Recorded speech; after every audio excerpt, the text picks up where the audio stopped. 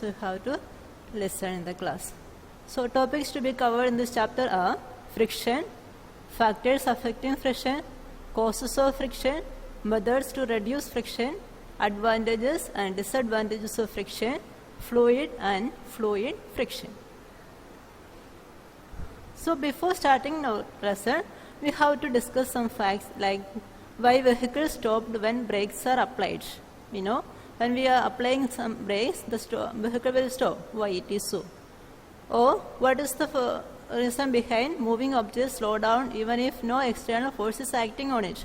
The last class we could study that when we apply to move an object or to move on a stationary object or to stop an object or moving object, we have to apply some force. But we can see that any moving objects, they will stop after some time even if we are not applying any force. Why it is so? Or why do we find it difficult to walk on a smooth surface and wet surface? Why do we find it difficult to walk on a smooth surface and wet surface? When you can experience that when some water or some wet surface like marble surface, you will slip down. Then why it is so? Or why do we slip down when you step on a banana peel? So in order to understand this facts or in order to answer this question, we have to learn about friction. Then last class we could study that the frictional force is a contact force. Is it correct? Okay, frictional force is contact force. Then what do you mean by contact force? The force exerted when two surfaces are in contact, that is called the contact force. The frictional force is a contact force because in frictional force there is a contact between two surfaces. So it is a contact force, and also the force it is an opposing force, opposing the motion of the object. It is opposing force and it is acting along the surfaces of contact. The force acting on the two surfaces in contact which opposes the motion of one body over the other, known as force of friction or frictional force.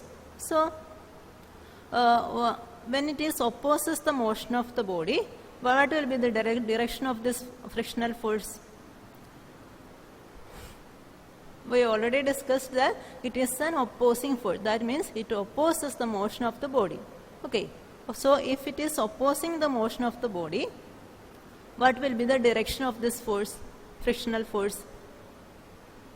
It will be in opposite side of the motion, right? It is an opposite side of the motion and it applies a opposing force. Okay. So when two forces are applying on a surface in opposite direction, what will be the net force? When two forces are applying on an object in opposite direction, what will be the net force? The net force will be the difference between two forces. That also we discussed in the last chapter. Okay. So this frictional force always acting opposite to the motion of the object, and it is a contact force, and there should be a contact between two surfaces. Okay. And then look at the picture. Girl is swinging. Then here she is experiencing any frictional force?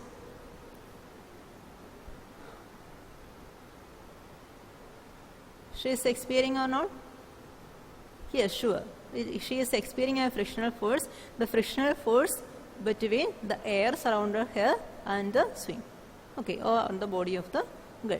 And second case, the frictional force arises due to the interaction of two surfaces, that is the bottom part of the boat and the water. So water and air also exerting frictional force. Okay, and he has to apply some force in order to break up or in order to overcome this frictional force. Okay, so this is about friction. First, only 2 points you have to remember. First of all, it is an opposing force of motion. Second thing, it acts along the surfaces of contact. It always acting opposite to the motion of the body. Okay. Then friction is a contact force. Frictional force arises due to the contact between surfaces. It's a contact force that we already discussed. In this first case, look at the picture. The first picture, is the where this contact force is experiencing? This contact between surfaces, that means contact between the rod and her feet. The frictional force arises due to the contact of surfaces, that is contact of rod and feet. Also, she is experiencing another kind of frictional force. Can you say what is that? It is the frictional force offering by the air surrounded her. So, two types of frictional forces acting in this first picture. Then, Karthik 8b, don't annotate. Okay. In the second picture, here you can see this the rubbing of hands. Now, one activity you do. Please rub your hands for 30 seconds. First, you slowly rub, and after that, increase the speed. Rub your hands. Then, after that, place your hand on your cheek. Place your hand on your cheek. Then, what do you feel? You feel some heat. Correct? Okay. Then, from where does it come from? From where does this heat come from? It is also because of frictional force. Okay. In order to prove that here frictional force, when we are operating ceiling fan, then after 1 or 2 hours, then just touch the regulator of the fan. What you can see, you feel some heat. This heat also because of the frictional force. Okay, so it is producing some heat. So frictional force is a contact force. It is arising due to the contact of two surfaces. Okay. Then, how does friction originate? In order to understand the friction, that concept friction, you have to understand this fact. That is, how does friction originate? Friction is due to the interlocking of regularity or irregularities of the two surfaces. Interlocking of irregularities. What do you mean by irregularities of the surfaces? So, when you consider a surface, we already said that the friction arises due to the interaction of two surfaces, and each surface having irregularities on the surface.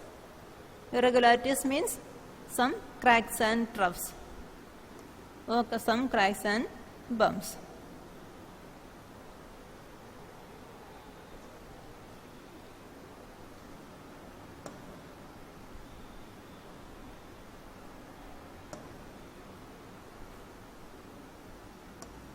So, when you look at this picture, you can see some irregularities on the surfaces. Okay, irregularities on the two surfaces, and the frictional force arises due to the interlocking of these irregularities. So, just try to imagine this is one irregularity of surfaces and other surfaces having irregularities like this.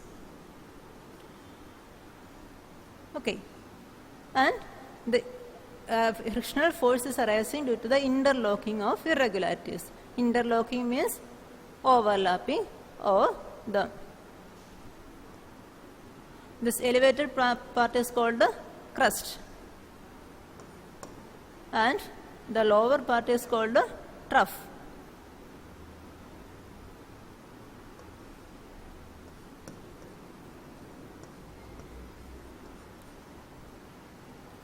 Crust and trough.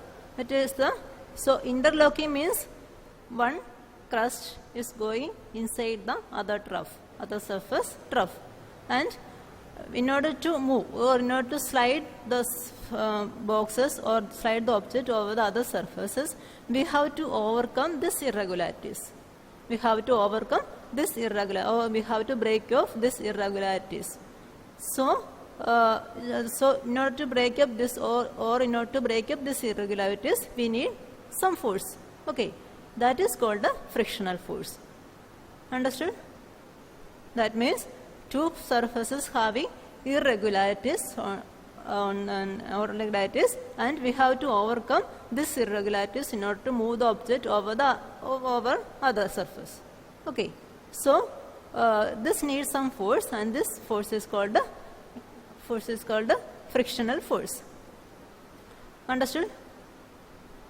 Okay, so irregularities means some crust and troughs, or the presence of hills and valleys on the surfaces of contact. Okay, then you just imagine the surface, so smooth surface like glass. Is there any irregularities on the surface? When you look at the glass plane or surface, you may not see any irregularities. Okay, so we can say if there is no interlocking between the surfaces. No. When you are observing this glass surface under microscope, you can see so many irregularities on that surface also. All surfaces having some irregularities. Or the completely smooth surface is a hypothesis. Okay, all surfaces having some irregularities on that, and the frictional force arises due to these irregularities. That means there is a interlocking between two surfaces, or between two irregularities, and we have to overcome this irregularity in order to move the object on the other, and this is called the frictional force. Got the idea?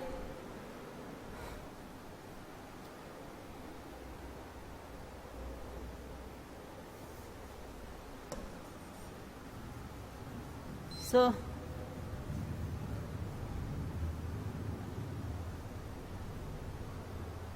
remember that the frictional force arises due to the interlocking of irregularities. Irregularities means presence of hills and valleys or crust and troughs over the surface, and all surfaces having irregularities, and in order to move the object over the other surface, we have to apply some force, or we have to overcome these irregularities, and this force is called the force of friction. Hope you understood. Then less interlocking means less friction. If interlocking less means we have to apply less force, so we can say frictional force is less. If the interlocking is more, we have to apply more force to overcome that force, and this is called, so we can say more interlocking means higher friction, and less interlocking means less friction. Okay, so we can say the smooth surfaces offering less friction, and the rough surfaces offering higher friction. Okay.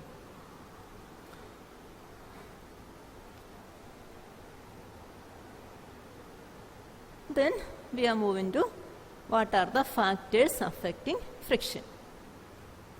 Till now what we discussed, the frictional force arises due to the roughness or interlocking of irregularities. Irregularities we call it as roughness of the surfaces.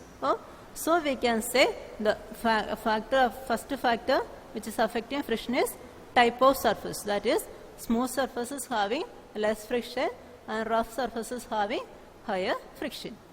So smoothness of the surfaces depend upon the frictional force. Here in this picture you can see two boys are moving. One is moving on the snow surfaces and the other is moving on the grass surfaces or grass field. Okay, so which one will be easier? First one or second one? A will move faster because this snow covered area giving less frictional force, and grassy field it offers high friction force because it is rough surfaces and other is smooth surfaces. Smooth surfaces offering less friction, so movement is easy. But rough surfaces having more interlocking, it offers more friction, so movement is difficult. Got?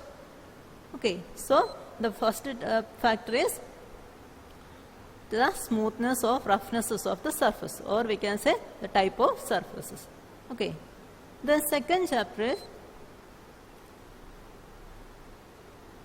second thing is the amount of applied force. Amount of force applied by the object on the surfaces. the amount of force applied on the surface by the object on the surface. Okay, then we can do one activity, that is that this activity given in your text that shows smooth surfaces offering less frictional force and rough surfaces offering high frictional force. Okay, so here is a slanting surface, and we are placing a ball on the top of the surface, and here we are giving a smooth surfaces. And what will happen if it is moving on the smooth surfaces? We can see it is moving very fast, and it can travel more distance. Good. I'll show you once more. Now this ball is moving on a smooth surfaces, and we can see it is moving very fast, and it can travel small distances if it is smooth surfaces. When it is rough surfaces, what will happen? Rough surfaces, we are doing the same activity, and here we are giving rough surfaces. And what will the difference we can see? See, the ball is moving less distance because the rough surface offering more friction, so it can't move. It can't move further or can't move very fast. And I will show you here only one difference. The surfaces we are giving is rough surfaces, and when we are releasing this ball, we can see the speed of the ball is less. Also, it can travel only less distance. Okay, so this activity shows that smooth surfaces offering less friction and rough surfaces offering more friction, higher friction. Okay. So now we are discussing about the second factor, that is the force applied by the object on the other surfaces. Force applied, that is the force applied by not us, but force applied by the object on the other surfaces, that is called the force. And the force of friction is directly proportional to the normal force. What do you mean by normal force? Is there any abnormal force? What do you mean by normal? Normal means perpendicular to the surfaces. Normal means perpendicular to the surface. So, in order to understand normal, look at these three surfaces. One is horizontal surfaces, and what will be the normal force on that surface? Normal is, I told you, it is the perpendicular. Normal means perpendicular. Normal force means perpendicular force. So what will be the perpendicular force? Perpendicular force is acting downwards because it is a horizontal plane, perpendicular 90 degree. The angle between these two will be 90 degree. That will be called as perpendicular. Okay, so the normal force will be perpendicular to the surface. Gosh. Okay. Then look at the second plane. Then here what will be the normal force? With which direction it offering normal force? So this will be the normal force because the normal means perpendicular to the surface. That will it will be 90 degree with each other. So this will offering a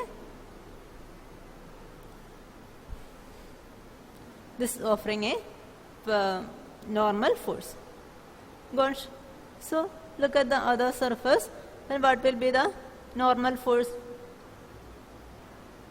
Here this will be the normal force. This is the direction of the normal force. It is perpendicular to the plane of the surfaces. Okay. So hope you understood. Normal means perpendicular to the surface. Okay. So perpendicular means to 90 degree with each other. So these are the normal forces. Okay. Hope you understood. Then combine this applied forces, and the force of friction is directly proportional to the normal force. And look at this picture. A box is lying on the table, and box offers a force on the table, and it will be what will be the direction of this force, the applied force by the box on the table? It will be 90 degree. It offers a force downwards, and the table offering a opposite force, and the direction will be upwards, because box offering a downward force and the table offers a force along the other side, opposite side. Okay, so here we can say the normal force is perpendicular to the surfaces of contact. Okay, so frictional force is directly proportional to the normal force. That means when normal force is increasing, the frictional force also increasing. When normal force is decreasing, the frictional force also decreasing. Okay, so how with this normal force is increasing? What is the factor behind that when the force is increasing? For that, just try to imagine two boxes are lying on a table. Two boxes are in same size. One is weighing 5 gram, other is weighing 5 kilogram. Two boxes are lying on a table, and the shape or size of the boxes are same, and one is having weight 5 gram and other is having weight 5 kilogram. Okay, then just while you push the table, push the boxes, which one will be easier for you? While you push the boxes, while trying to push the boxes, which one will be easier for you? Is it 5 gram box or 5 kilogram box?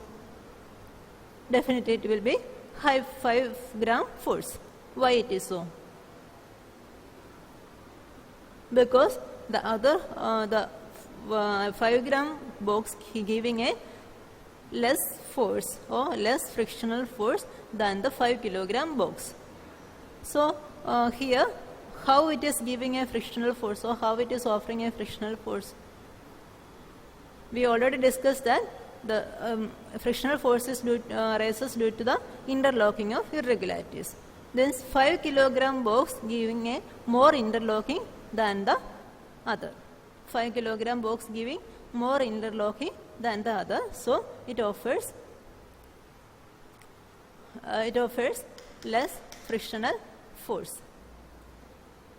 Okay, so the 5 kilogram box apply more pressure, or we can say it is tightly packed with the other surfaces. So here interlocking is more. Good. Here interlocking is more. So in order to overcome this interlocking, we have to apply more force. And 5 gram box, it is applying less interlocking because there is less mass. So the degree of interlocking will be less. So we have to apply less force to overcome this interlocking. So it is giving less frictional force, and the other 5 kilogram box giving more frictional force. Got the idea? I'll say once more. Try to imagine two boxes are lying on a table. One is having 5 gram, other is having 5 kilogram weight, and we try to pull these two boxes, and what we can observe, it is easy to move 5 gram box than the 5 kilogram box. Why it is so? This 5 kilogram box is tightly packed with the other surface, or tightly interlocked, or interlocking is more for 5 kilogram box, and interlocking is less for 5 gram box because it is having less weight. Okay, so in order to overcome this interlocking, we have to apply force. The 5 kilogram box is interlocking more, means we have to apply more frictional force, and for 5 gram box interlocking is less, so we have to apply less frictional force. Got the idea? So it is the second factor, that is the force offered by the object on the surface. First factor what was? It is the degree of depends upon the smoothness or roughness of the surfaces. So when smoothness increases, frictional force will be decreases. When roughness increases, frictional force will be increases. Okay. So first factor is the type of surface, and the second factor is the force applied by the object on the other surface, or we can say it depends upon how tightly packed with the two objects. Okay. Normally we could see. And other thing is that it is self-adjusting in nature. The frictional force is self-adjusting in nature. Why we are saying it is self-adjusting? When we are talking about some other person, we will say he is adjustable, or he will adjust that. Then what you mean by adjusting? Okay. So just you imagine you are trying to pull a heavy box. In this, like this picture, you can see the boy is trying to pull a box, and we already told that it is self-adjusting force. That means when the boy applies 1 Newton force, the box will apply 1 Newton frictional force. Okay. When boy offers 1 Newton force, then the box offers 1 Newton force against that. So when two forces are applying in opposite direction, if it is in same magnitude, equal magnitude, the result will be 0. So it will cancel each other. Okay. Then if the boy is increasing the force, that is 2 Newton, the box will give 2 Newton frictional force against that force. If he is applying 3 Newton, the box offers 3 Newton opposite force. So that is why we call it as it is self-adjusting in nature. That means it increasing with the increase of the applied force. Got? Okay. So how much it will increase? It will increase infinitely? No, there is a limit. There is a maximum limit for the frictional force. After that, it can't increase. Okay. So maximum force friction when a body is just beginning to move is known as the limiting friction. Limiting friction. Note the name limiting friction. What is limiting friction? The maximum force of friction when the body is just beginning to move is known as limiting friction. So in order to understand that, just imagine now he offers 5 Newton force. He offering 5 Newton force, and the box also offering 5 Newton force against the applied force. And now he increases the force up to 10 Newton. That time also the body increases the frictional force as 10 Newton. Okay. Then he goes on increasing his force up to 50 Newton. There also the box offers a frictional force against that 50 Newton. Then he increases one more Newton, that is he offers 51 Newton, and that time this box can offer only 50 Newton. So that what will happen? Here 50 Newton in this direction, here 51 Newton in this direction. So what will happen? The box just begin to move, and this force is called the limiting friction. What the idea? So what is the maximum force offered by the box? The maximum limit is 50 Newton.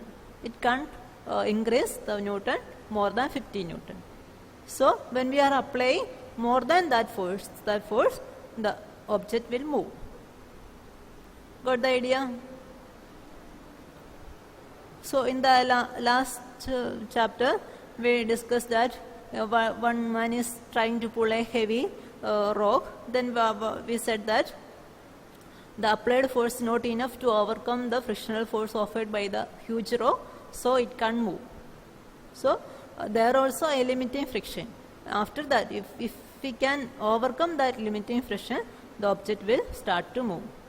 So limiting friction means the maximum force of friction when the body is just beginning to move is known as limiting friction. Okay, so two things you have to remember, that is, the frictional force is self-adjusting force. Self-adjusting means it is goes on increasing with the applied force, but it can't increase up to an infinite, or it can't goes before limiting friction. Then what do you mean by limiting friction? Limiting friction is the maximum force offered by the object when it is just beginning to move. That is called limiting friction. Okay, got the idea? So friction is self-adjusting in nature. Self-adjusting means it automatically adjusts the applied force, and but it can't increase to a certain limit. And the maximum force of friction when the body is just beginning to move is known as the limiting friction. Hope you understood.